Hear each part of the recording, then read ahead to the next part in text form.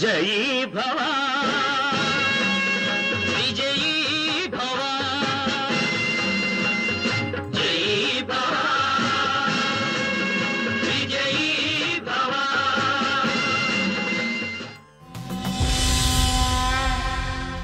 సాధులిందియ విభ్రాంతి సంహరింతురు, అఘము తెలిసి ప్రాయశ్చిత్తమాచరింతురు, అప్రకాశంబుగా ధర్మమాచరింతురు, అఖిల భూత దయాళుత్వం అరగలరు.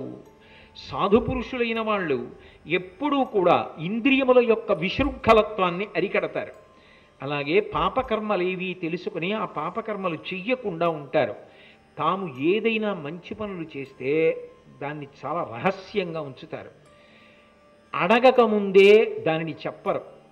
అడిగిన తరువాత చెప్పవలసి వస్తే తప్పకపోతేనే చెప్తారంతే. అంతేకాని అసలు తాము చేస్తున్న మంచి పనిని తాము చెప్పరు.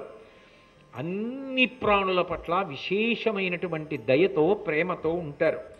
నీకు ఒక మాట చెప్తాను. అటువంటి వారు, అటువంటి ధర్మాత్ములు అలగు తపములు తొలుమేన కలిగనేని విధికి కొనువచ్చునన్నరు విపుల భోగములు, పురాకృత వృద్ధ సేవల ఫలించు బుద్ధి కలిమియు విద్యల బొలుచుటయును.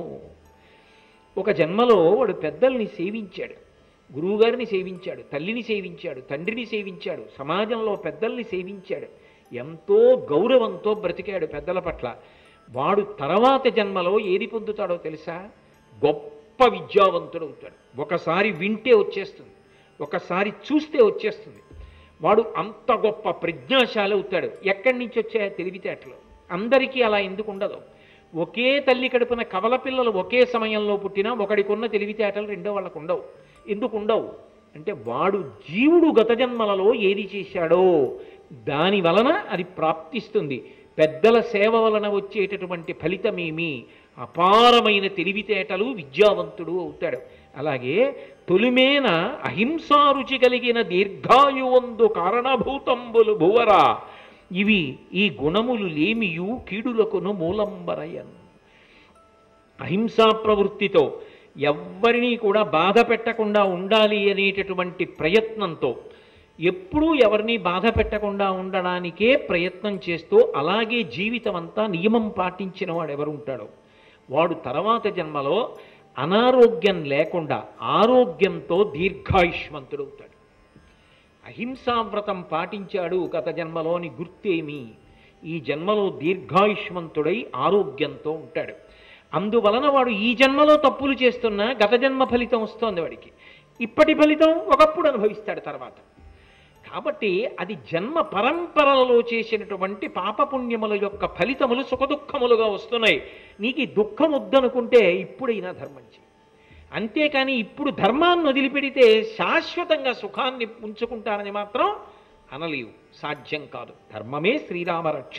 అందుకే వినుము, దానంబు తపమును వృద్ధ సేవనము అహింసయు నియత కృత్యములు సర్వజనులకి మహాగుణములు మనమునందు దృఢముగా నిలిపి నడుపుము ధీరవర్యా. ధర్మరాజా, ఒక రాజుగా నీ ప్రధాన కర్తవ్యం ఏమిటో తెలుసా? ప్రజల బాగోగులు చూచుట అన్న మాటకు అర్థం ఏమిటో తెలుసా? ఇప్పుడు బాగుండడం కాదు, వాళ్ళు ఎప్పటికీ బాగుండేటట్టు చూడాలి అంటే రాజు ధర్మ ప్రచారమునకు పెద్దపీట వెయ్యాలి. వేసి దానం చెయ్యడం, తపస్సు చేయడం, పెద్దవాళ్ల సేవ చెయ్యడం, ప్రాణులను హింస పెట్టకపోవడం, మాటల చేత హింస, మనసులో హింస, చేతల చేత హింస చెయ్యకుండా ఉండడం, ఎవడు చెయ్యవలసిన పని వాడు చెయ్యడం, కర్తవ్యత, నిష్ఠ, ఇటువంటి మంచి గుణములు ప్రజలు స్వచ్ఛందంగా ఎవరికి వారు ఆచరించేటట్టుగా పూనిక కలిగేటట్టుగా ధర్మ ప్రచారం చెయ్యాలి. చేస్తే వాళ్ళు ఇక్కడ సుఖపడతారు. ఎందుకని? ధర్మావలంబనము చేత ఇక్కడ కష్టం వచ్చినా తట్టుకు నిలబడతారు. ఉత్తర జన్మల యందు ఇటువంటి బాధలు పొందరు. అది నిజంగా ప్రజల యొక్క బాగోగులు చూచుట. కాబట్టి ధర్మరాజా, అవి ప్రజల యందు దృఢముగా నిలబడేటట్టుగా ప్రయత్నం చెయ్యి అని చెప్పి, ధర్మరాజా ఇక ఉత్తరాయణ పుణ్యకాలం దగ్గరికి వచ్చేస్తోంది.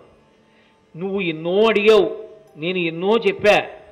ఇక పైన ఉత్తరాయణ పుణ్యకాలం వచ్చాక రా. ఆ వచ్చేటప్పుడు నా అంత్యేష్టి సంస్కారానికి నేను వెళ్ళిపోతాను కాబట్టి, నేను వెళ్ళిపోతానంటే శరీరం వదిలిపెట్టేస్తాను కాబట్టి ఉత్తరాయణంలో, అప్పుడు నా శరీరాన్ని దహనం చేయడానికి కావలసిన సంభారములన్నీ పట్టుకుని రా అని పరోక్షంగా ఆజ్ఞాపించాడు. బహుశः నాకు తెలిసినంత వరకు వాంగ్మయంలో ఒక ఊరు వెళ్ళేవాడు ప్రయాణానికి పెట్టె సర్దుకున్నట్టు, ఏదో ఒక అవసరమైన వస్తువుని ఎవరినో తెమ్మన్నట్టు, తాను ప్రాణం ఉత్తరాయణంలో విడిచిపెట్టాలనుకున్నాడు కాబట్టి ఆ ముహూర్తానికి కావలసిన పదార్థాలన్నీ పట్టుకొని ధర్మరాజు గారిని ఆజ్ఞాపించి పంపి ప్రశాంతంగా అంపశయ్య మీద పడుకున్నవాడు భీష్మాచార్యుడు ఒక్కడే. ఉత్తరాయణ పుణ్యకాలం వచ్చింది, మాఘమాసం అష్టమి తిథి వచ్చింది. ధర్మరాజు గారు వచ్చాడు.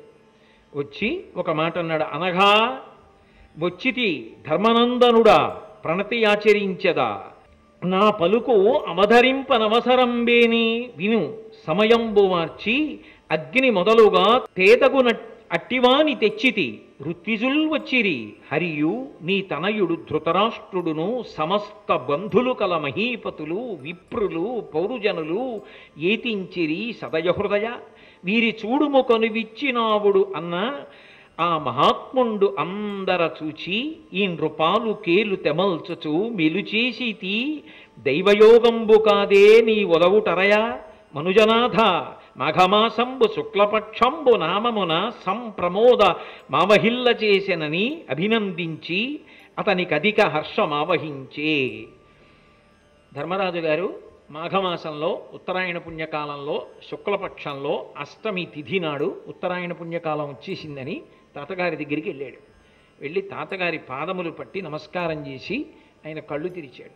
తాత, నువ్వు ఏ సమయం చెప్పావో సమయం ఆసన్నమైంది, నేను వచ్చాను, నేను ధర్మరాజుని. తాత, నాతో పాటు నువ్వు ఆరాధన చేసిన అగ్నిని తీసుకొచ్చాను నీ శరీరాన్ని అంత్యేష్టి సంస్కారం చేసి దహనం చేయడానికి. అలాగే ఈ అంత్యేష్టి సంస్కారం చేసినప్పుడు ఆ క్రియలు నిర్వహించడానికి కావలసిన ఋత్విక్కులందరూ వచ్చారు. శ్రీ మహావిష్ణు స్వరూపమైన కృష్ణ భగవానుడు వచ్చాడు. నీ కొడుకు ధృతరాష్ట్ర మహారాజు భార్యతో కలిసి వచ్చాడు. కుంతీదేవి వచ్చింది. నీ బంధువులందరూ వచ్చారు, రాజులందరూ వచ్చారు. వెళ్ళిపోయిన వాళ్ళు దుర్యోధనాదులు వెళ్ళిపోయారు. మిగిలిన వాళ్ళందరూ వచ్చి నిలబడ్డారు. ఒకవేళ నా మాట వినాలని నీకు అనిపిస్తే నా మాట విను. ఎంత మర్యాదగా మాట్లాడాడో చూడండి. ఒక్కసారి కన్ను విప్పి వాళ్ళందరినీ చూడాలని అనుకుంటున్నావా తాత అని అడిగాడు. ఆయన కళ్ళు విప్పి అందరినీ తేరిపారి చూశాడు. ఏదో ప్రయాణానికి వెళ్ళేవాడు రైలు ఎక్కిన తర్వాత కదిలిపోతుంటే చెయ్యి ఊపుతాడే అంత తేలికగా అందరినీ ఒకసారి చూసి ధర్మరాజు గారి చెయ్యి చేత్తో పట్టుకొని దగ్గరికి తీసుకుని ఆ మూర్ధన్య స్థానమునందుంచుకొని ఒకసారి వాసన చూసి దగ్గరికి తీసుకొని దైవానుగ్రహం రా, పరమేశ్వరుడు నీలాంటి మనవణ్ణిచ్చాడు, పరమ సంతోషం అని అందరి వంక ఒక్కసారి చూశాడు. చూసి ఓ మాఘమాసం శుక్లపక్షం అష్టమి వచ్చేసిందా అని ఆనందపడిపోయాడు. నష్టం ఎవరిది? ఇక పైన అలా చెప్పేవాడు లేడు. శరీరము వెళ్ళిపోయిందా ఇక అలా మాట్లాడేవాడేడి? అది కృష్ణ భగవానుడు చెప్పింది. ఒక్కసారి భీష్ముడు లాంటి గురువు వెళ్ళిపోయాడా ఇక చెప్పేవాడు లేడు, అందుకు విను వెళ్ళి అన్నాడు. కాబట్టి పరమ సంతోషంతో ఓ మాఘమాసపు అష్టమి వచ్చింది ఆనందపడ్డాడు. ధృతరాష్ట్రుణ్ణి దగ్గరికి పిలిచాడు. కావున భవితవ్యములకు నీ అడలగవలదు, పాండు నృపపుత్రులు సద్భావమున చూడనీర్చిన భూవరా తగనీకు కన్న పుత్రులు కారే. కొడుకా ధృతరాష్ట్ర, బెంగపెట్టుకోకు. దాని వలన నువ్వు ఏ విధమైనటువంటి చింత పొందవలసినటువంటి అవసరం లేదు. ఎందుకు పొందవలసిన అవసరం లేదు అంటావా? కారణం ఒక్కటే, నువ్వు చేయగలిగిన ధర్మం నువ్వు చేశావు. వ్యాసభగవానుడు ఎప్పుడూ నీకు మంచి మాటలు చెప్తూనే ఉన్నాడు. నీ కొడుకు దుర్యోధనుడు వినలేదు. జరగవలసినటువంటి నష్టం జరిగిపోయింది. దుర్యోధనాదులు మడిసిపోయారు. ఇప్పటికైనా నీ కడుపున పుట్టిన బిడ్డలే పాండవులని అనుకుంటే నువ్వు సంతోషంగా వాళ్లతో కాలం గడపగలవు. వీరిన్ పరిపాలింపుము వీరల శుశ్రూష చిత్తవృత్తి ముదమునన్ కూరగా ధర్మసుతినిపై కారుణ్యము కలిగి పనులు గరపము నిమ్మిన్. వాళ్ళని పరిపాలన చేయి, చక్కగా వాళ్ళకి మంచి మార్గం చూపించు. నా కొడుకులు అనుకో, దగ్గరికి తీసుకో, వాళ్ళకి మంచి మార్గం చూపించు. పెద్దవాడివై పెద్దరికాన్ని వహించి ఉత్తముడిగా హాయిగా శేష జీవితాన్ని గడుపు అన్నాడు. అని ఒకసారి బంధువులందరి వంక చూశాడు. చూసి కృష్ణ పరమాత్మ వంక చూశాడు. చూసి రెండు చేతులు కైమోడ్చాడు. నమస్కారం చేసి దేవదేవా, జీవాత్మక, దేవవంద్య, శంఖచక్ర గదా పద్మచారుహస్త వాసుదేవ త్రివిక్రమ వరద పరమపురుష ప్రణతి యొనర్చద కరుణచూడు. ఓ కృష్ణ, వాసుదేవ, జీవాత్మక, దేవవంద్య, శంఖచక్ర గదా పద్మములను ధరించినవాడా అంటే అక్కడ రెండు చేతులతో కనపడుతున్నా ఆయనకి తత్వతః విష్ణుస్వరూపంగా దర్శనమిస్తున్నాడు.